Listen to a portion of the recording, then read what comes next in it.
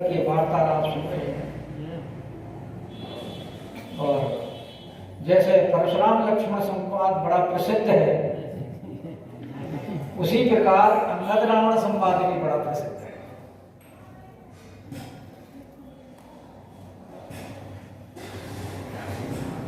तो अंगद लाल जी कह रहे हैं कि हम कुल घालक सत्य, क्योंकि रावण ने कहा था ना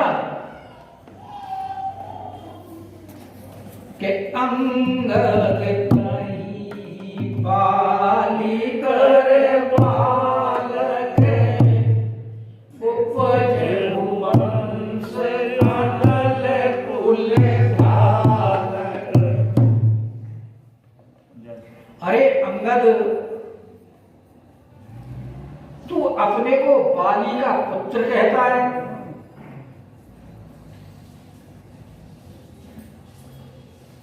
और राम का दूत भी कहता है साथ में।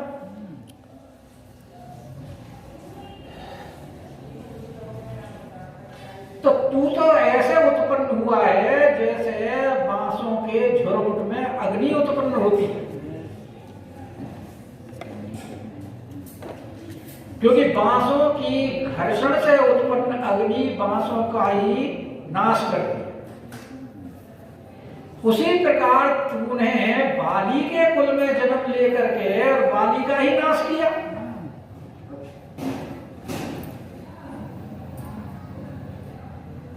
जो तेरे पिता का हत्यारा और उसी का तू सेवक बन गया।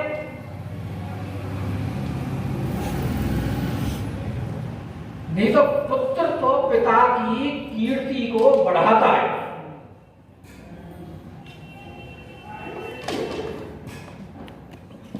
तो तेरा तो फर्ज था, दायित्व था कि तू अपने पितृहंता से अपने पिता की हत्या का बदला लेता।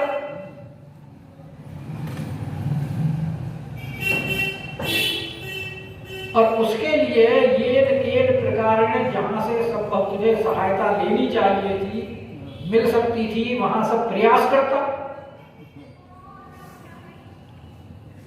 तो ये तो सब प्रयास तुमने किए नहीं, और जाकर के उसकी सेवा में चला गया। तो तेरा तो जन्म लेना ही व्यर्थ हो गया कि तू अपने ही मुख से और उस तपस्वी का दूत कहता है। तो तू तो कुल घालक है, कुल घालक। तो अंगद लाल जी कितना सुंदर जवाब दे रहे हैं उसको कि हम कुल घालक सत्य तुम,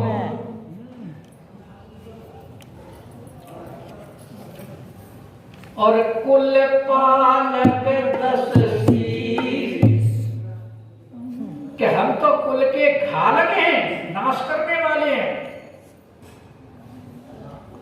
और तुम कुल के रक्षक हो।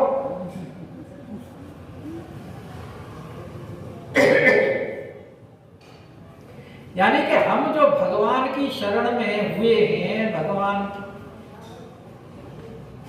के सेवक बने हैं, तो सारे धर्म ग्रंथ, ऋषि मुनि संत सब ये कहते हैं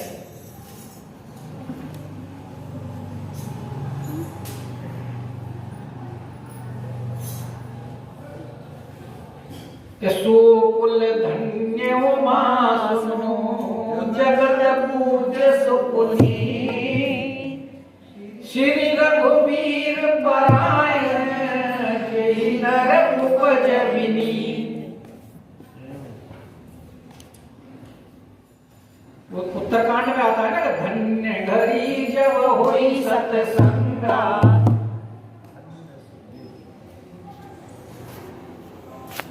स्त्रियों के लिए धन्य नारी पतिव्रत, इस तरह से सारे वर्णन दिए गए हैं।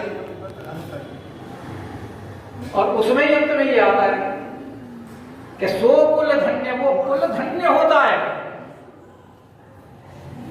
तो हम तो भगवान की शरण में गए तो हमें तो कुल घालक बता रहा है। और जो भगवान से विरोध कर रहा है वो पालक है। भाई रावण ने भगवान से विरोध ही किया है ना, तो अपने आप को कह रहा है कि तुम कुल पालक 10 शीश, कि तुम तो कुल के पालक हो, क्योंकि भगवान से विरोध करने के बाद में अंगद लाल जी बता ही चुके हैं, जब बाली के संबंध में उसने प्रश्न पूछा था कि अब कहू कुशल बाली कि अरे भाई तुम हमारे मित्र के पुत्र हो, तो हमारे मित्र की कुशलता तो बताओ कैसी है। तो अंगद लाल जी बोले 10 दिन के बाद खुद ही जाके पूछ लेंगे।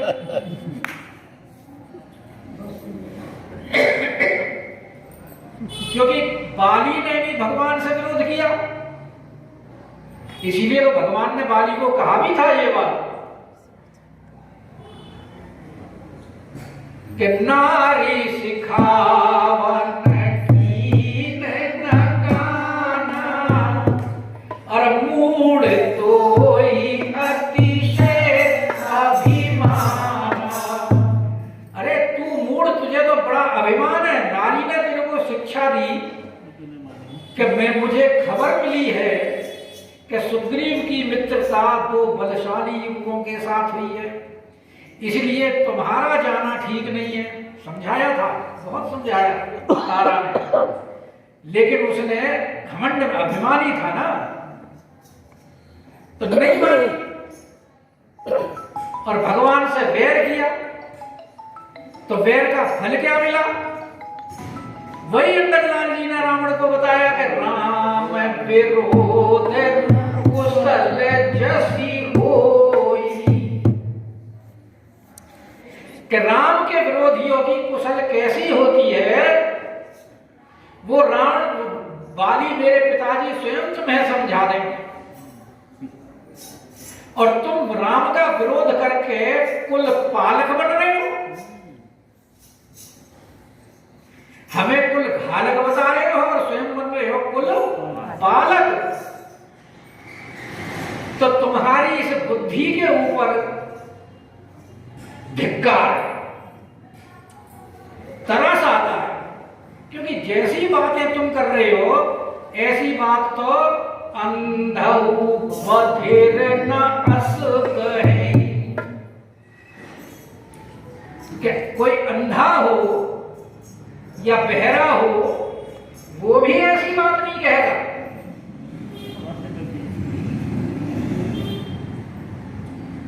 क्योंकि अंधा तो देख नहीं सकता, सुन सकता है, और बहरा सुन नहीं सकता, देख सकता है।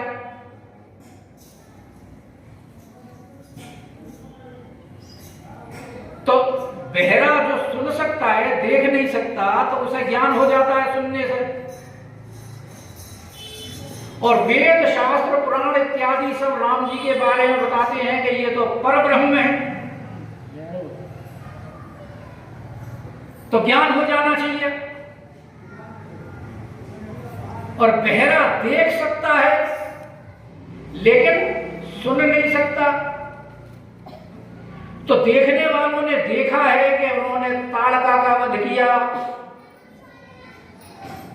धनुष भंग किया, परशुराम जी का मान मर्दन किया, खर दूषण त्रिशरा का वध किया। तो ये तो सब लोगों ने अपनी आंखों से देखा है। तो तुम्हारे तो जिनके एक कान, 2 कान या 2 आंख हैं, अगर किसी के आंख हैं तो कान से सुनकर ज्ञान हो जाता है, और अगर बहरा है तो आंख से देखे के ज्ञान होता है। लेकिन तुम तो बड़े प्रकांड विद्वान, 4 वेद 6 शास्त्र के ज्ञाता, और उसके बाद भी तुम ऐसी बात कह रहे हो कि हम कुल घालक सत्य, तुम कुल पालक 10 शीश। अरे अंधौ बधिर न अस कहीं, नयन कान तव दी। तुम्हारे तो 20 नेत्र और कान हैं,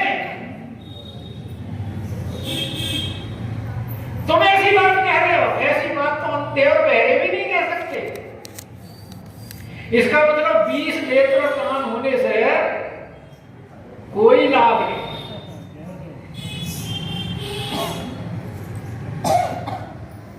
क्योंकि जब तक प्रज्ञा चक्षु नहीं खुलते तब तक कल्याण असंभव है।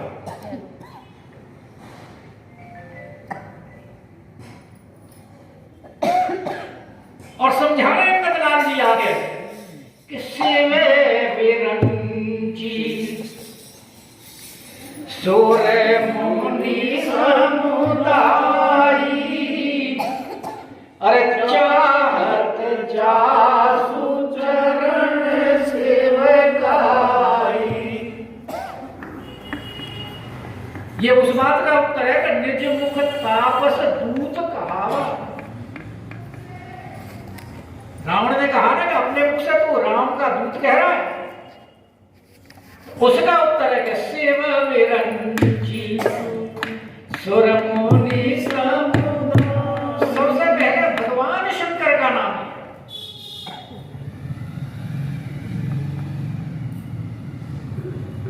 क्योंकि भगवान शंकर वैष्णवों में अग्रगण्य है। वैष्णवानाम यथा शंभु,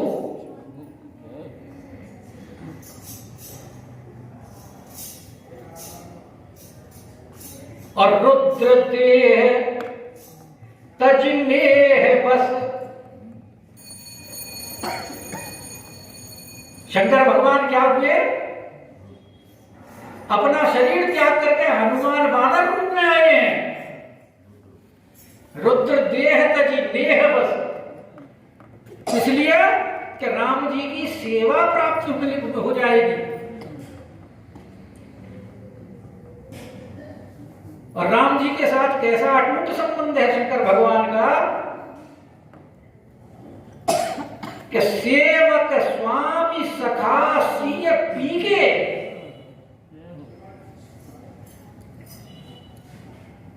जिन्होंने सती का त्याग कर दिया राम जी के लिए, ऐसा उदाहरण संसार में कहीं मिलेगा नहीं। तो अंगद जी कहने के सेव बेरंजी सूर मुनि समुदाय के चरणों की सेवा करने के लिए लालायित रहते हैं कि किसी प्रकार हमें सेवा प्राप्त हो जाए, प्रार्थना करते हैं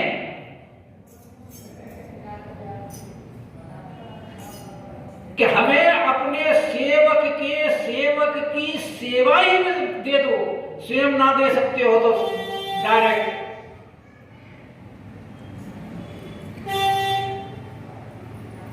इसीलिए देखा है ना, संत महात्मा दासानुदास लिखते हैं अपने आप को।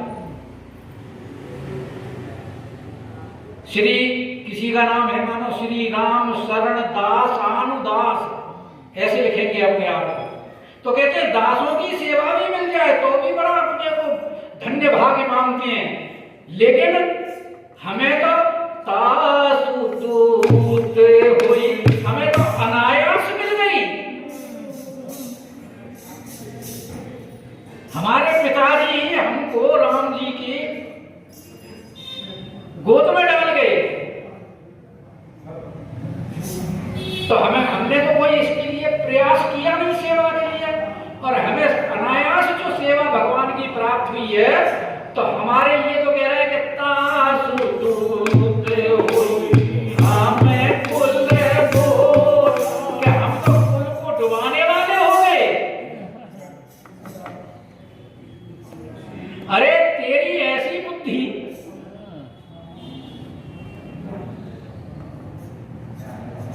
कि ऐसी उमती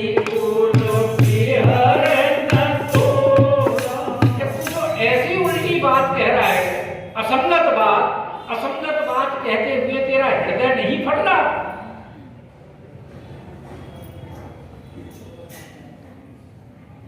रावण को अंगद की वाणी बड़ी कठोर लगी, क्योंकि रावण के सामने भला कोई वार्तालाप करे,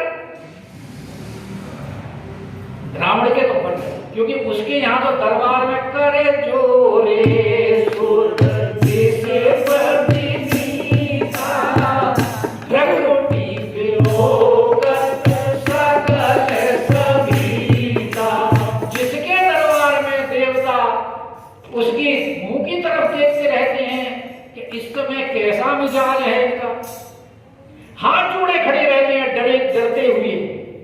कि पता नहीं कब किसके लिए क्या आदेश दे दे, और उनके सामने अंगद लाल जी ऐसी बात कह रहे हैं कि तेरा हृदय नहीं फट गया। तो सुनी कठोर वाणी कपि तेरी, और कहत दसानन नयन तरेरी। तो अंगद लाल जी ने जब कठोर वाणी सुनी तो रावण को बड़ा क्रोध आया, और जब क्रोध आता है तो आदमी क्या करता है, गुस्से से बड़ी टेढ़ी नजर से देखता है। तो यहां भी दशानन, रावण ने कहत दशानन नयन तरेरी। दशानन का मतलब यह है कि 10 मुख यानी 20 आंखों से आंख तरे। इसीलिए गोस्वामी जी ने कितना देखो सुधार करके शब्द लिखा है, दशानन यानी 20 आंखों से अंदर अंगद जी को टेढ़ा होकर के देखता है। और क्या बोला कि खल तव कठिन वचन सब से, अरे दुष्ट,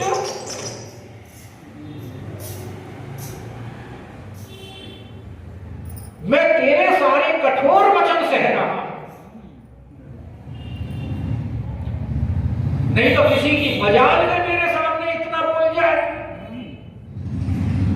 और क्यों सह रहा हूं, उसका कारण है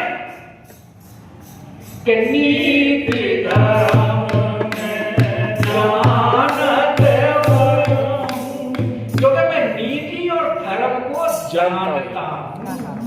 सही है, अब जानने लगे हनुमान के। रावण कह रहा है मैं नीति और धर्म को जानता हूं। क्यों?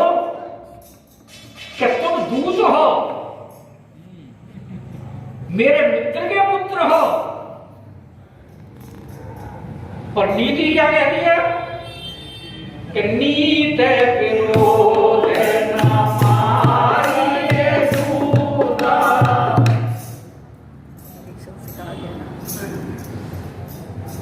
और मैं धर्म को भी जानता हूं, इसीलिए मैं तेरे से कुछ नहीं कह रहा। अंगदलाल जी कितना सुंदर उसका उत्तर देते हैं, कहते कहे कपि, अंगदलाल जी कह रहे हैं कि कहे कपि धर्म शीलता को।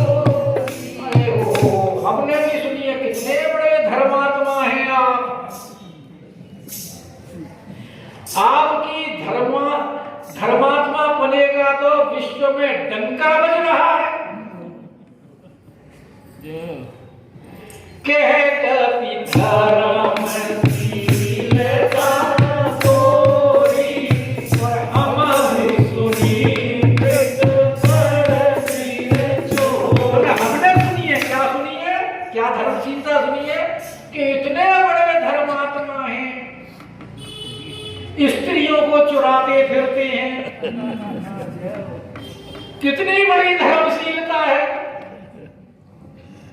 पराई स्त्री को चुराना ये धर्म है या अधर्म? और तुम अपने आप को यहां धर्मात्मा बने बैठे हो। तो तुम्हारी धर्मशीलता तो हमने सुनी है, कितने बड़े धर्मशील हो कि हम सुनी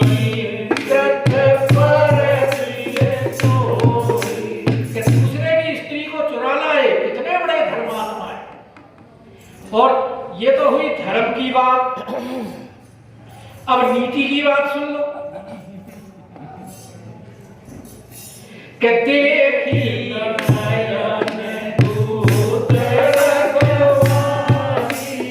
कि हमने आपकी दूतों की रक्षा करने की बात भी अपनी आंखों से देख ली कि तुम कितने बड़े दूतों की रक्षा करने वाले हो। भाई हनुमान जी दूत बनकर ही तो आए थे, उनको मारने के लिए कितनी कितनी सेना भेजी। अक्षय कुमार के साथ, इंद्रजीत के साथ, और फिर जब दरबार में आ गए तो उनकी पूंछ में आग लगाने का आदेश दे दिया। तो दूत के साथ तुम कैसी धर्मशीलता निभाते हो, ये भी देख लिया। और वाल्मीकि रामायण में तो एक बात और लिखी है। वाल्मीकि रामायण में लिखा है कि जब रावण सबसे लड़ता फिरता था, युद्ध करता, सब अत्याचार करता था, तो उनके भाई कुबेर ने अपना दूत भेजा रावण को समझाने के लिए कि भाई, क्योंकि भाई के प्रति ममता होती है,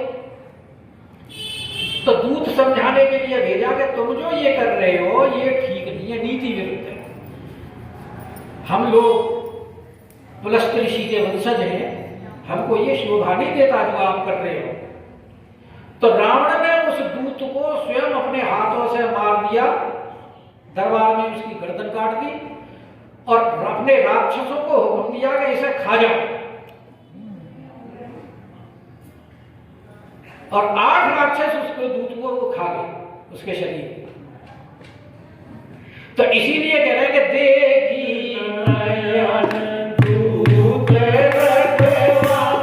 तुम कितनी दूतों की रक्षा करने वाले हो।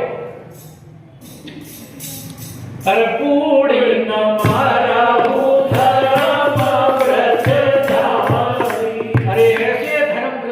तुम्हें तो चुल्लू भर पानी में डूब के मर जाना चाहिए।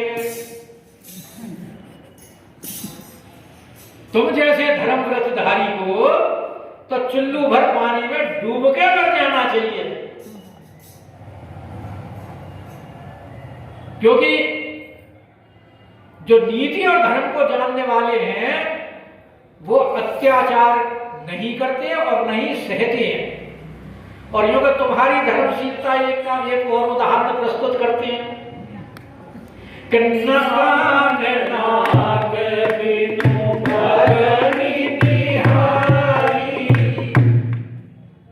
और क्षमा कीने तुम कि तुम्हारी जो बहन थी शूर्पणखा, जो राम जी के पास गई थी रति के लिए और जिसके नाक कान लखनलाल जी ने काट दिए थे, तो उसको भी देख करके तुमने राम और लक्ष्मण को क्षमा कर दिया। कितने बड़े धर्मात्मा हैं आप, कि तुम्हारी बहन के तो नाक कान काटे जिसने, और उससे तुमने बदला लिया नहीं, उसे क्षमा कर दिया। तो इसलिए धर्मशीलता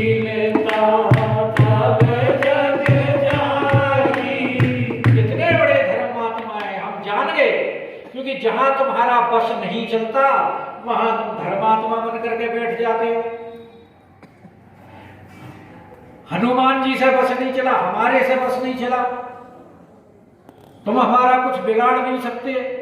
राम जी का भी कुछ नहीं बिगाड़ सकते थे, क्योंकि देख लिया था कि खर दूषण और वही सब बलवंता, कि भगवान के बिना और कोई मार नहीं सकता। तुमने ये विचार करके कि ये मेरे से बलवान है इसलिए बदला नहीं लिया, उसे क्षमा कर दिया। तो तुम्हारी धर्मशीलता हमने देख ली और सारा संसार जानता है कि धर्मशीलता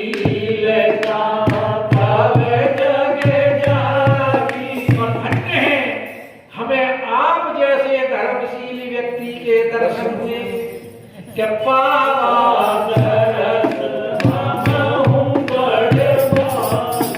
बड़भागी कहने का तात्पर्य उनका है कि उसे ये उलाहना दे रहे हैं। कहने का मतलब है कि तुम्हारे जैसे पापी को देख करके हम भी पापी हो गए। तुम्हारे तो दर्शन वरना करने ही नहीं चाहिए थे कि पावा तरस हमहु बड़ भागी। तो जनि जलन